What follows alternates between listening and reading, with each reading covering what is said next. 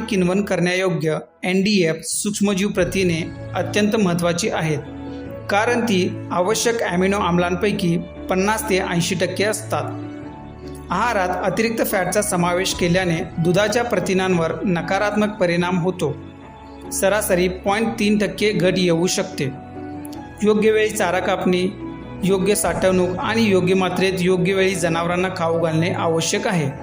ऊर्जा पुरवठा. दूध देणाऱ्या गायींच्या दुधातील प्रथिनांवर ऊर्जेचा परिणाम होतो. गायींमध्ये पुरेशी ऊर्जा नसेल तेव्हा त्यांच्या दुधातील प्रथिनांची पातळी कमी झालेली दिसते. उन्हाळ्यात वाढलेल्या तापमानामुळे जनावरे नैसर्गिक चारा कमी खातात, त्यामुळे जनावरांना आवश्यक तेवढी ऊर्जा मिळत नाही. वातावरण थंड असताना सकाळी आणि संध्याकाळी जनावरांना चारा द्यावा.